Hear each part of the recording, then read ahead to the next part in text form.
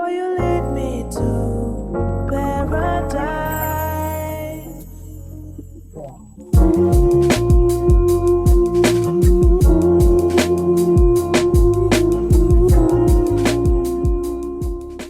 Hey, what's going on, everybody? My name is Curtis, and today I'm going to review Season 4, Episode 5 of BMF. Similar to previous episodes, this episode starts off in Mexico. Misha and Terry are talking about the house that they're staying in, and also about the cartel. Both of them are ready to go home, but they have to wait until Loco is able to broker a deal with the cartel. Terry hears a noise, and it turns out to be a kid hiding in the bushes. Terry, who appears to be fluent in Spanish, begins to speak with the kid to try to get information from him. But he's not able to because Loco comes out and he is furious. He snatches the kid up. Misha and Terry are confused, and Loco tells him that he believes that the kid is a spy. The scene then flashes to the present, and we see Mish talking to his employees about Purdy's upcoming single. He tells them that the song will be on the radio soon, and that he wants them to essentially distribute her music and posters around the city like a drug.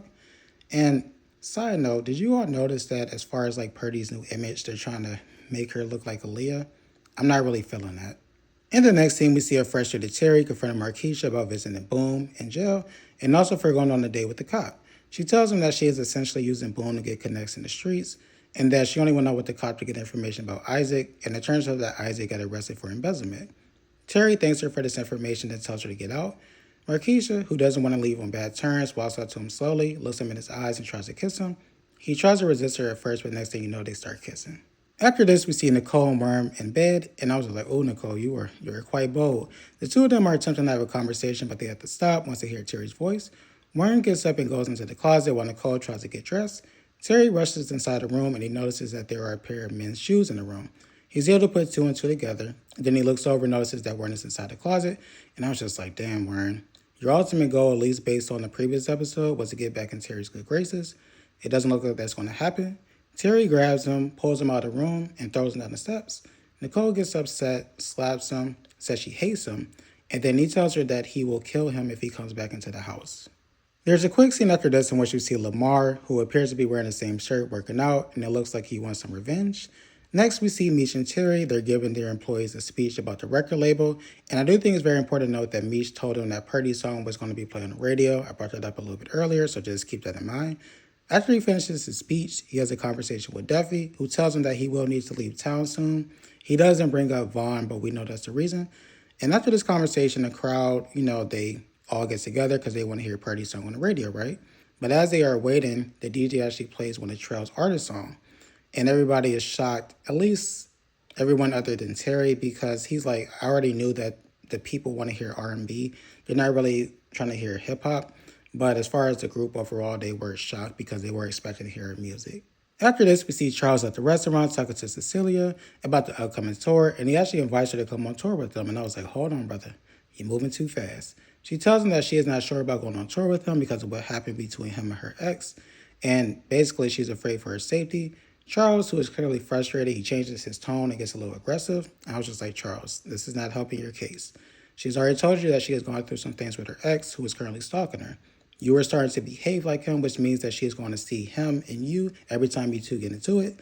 And so after that, she tells him that they need to take a break, and I actually felt bad for Charles in this moment. Next, we see Mish and Terry go to the radio station to try to confront the DJ. The DJ tells them that they did not provide the proper clearance for Purdy's song and that they need to reach out to Trail. So the two of them go to Trail's office, and of course Mish, because he's the toughest man on earth. He storms in and tries to establish dominance, but Trail's not paying him any mind.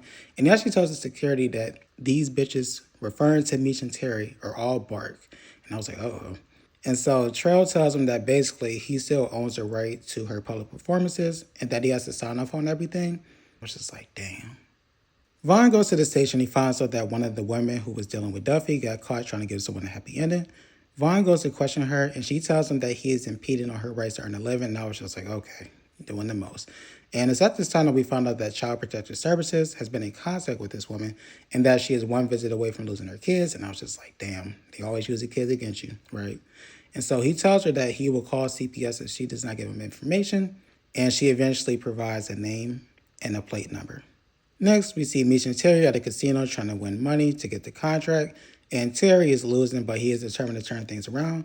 Mickey calls them at this time and gives them an update about what's going on in St. Louis. He also tells them that his daughter is getting ready to have surgery, so he has to go back to Detroit. Terry tells him that he has to stay, but Mickey puts his foot down, and Terry eventually tells him that he can go back to Detroit, and then Terry loses again. Charles goes to the pawn shop to try to buy a guitar back, but he's having trouble because the current price is much higher than the original price. Charles is trying to negotiate terms, but stops once he notices the ring, and it turns out that the ring is the one that he gave Lucille, and I was just like, uh-oh. And then there were two quick scenes after this, so I'm just going to put them together.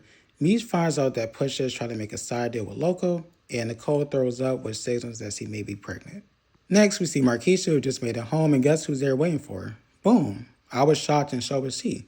She asks him how he was able to get inside of her place, and he tells her that he used this makeshift key, aka he broke in, and she's clearly nervous and she's clearly afraid at this point.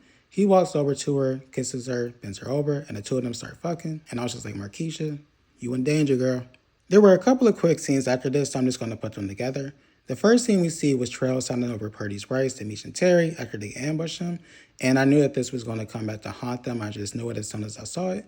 The next scene we see is Terry Meech telling Purdy that he signed over the rights. After this, we see Lamar go to visit his cousin Alvin to help disinfect and stitch up his wound. After this, we see that, well, we actually find out that Mickey's daughter's surgery went well, and this actually prompts Mickey to propose to his girlfriend, and she says yes, of course. And then after this, we find out that Nicole is pregnant. Next, we see Meech and Duffy inside of Duffy's car, and remember, the woman gave Vaughn Duffy's plate number. Duffy is trying to drive, but he's cut off by a car, and it turns out that Vaughn is actually in the car. Duffy attempts to back up, but the officer with the high-top fade pulls up behind him, and next thing you know, there's a car chase. It looks like they're getting ready to get away, but Duffy ends up hitting something, causing the car to flip on its side, and next thing you know, a car comes and hits him. I was like, damn. The two of them, they're able to get out, and they make a run for it, right? But Duffy ends up getting caught, and the cops start whooping his ass. When I said they was whooping his ass, they was beating him up. I said, damn. There's another quick scene after this where we see Charles at work training someone when he accidentally drops the equipment on his hand. I was just like, dang, it's going to be real hard for him to go on the road with a broken hand. Going back to Lamar and Alvin, Alvin is able to disinfect Lamar's wound. It's during this time that Lamar reveals that he heard Alvin thanking Meech for something. Alvin tries to lie at first, but eventually confesses. It tells him that he worked with Meech because of the treatment that he was receiving from Lamar. And the next thing you know, Lamar punches him, drags him out of the room, puts him inside the cremation furnace, turns it on and sets Alvin on fire. And I was just like, oh, this guy is crazy.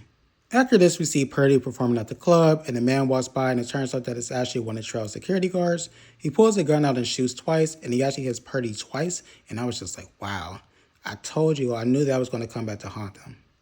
And that was the end of the episode. I really do appreciate you all watching. If you could, please like, comment, share, subscribe. We really appreciate it. You all have a great rest of your day. Bye.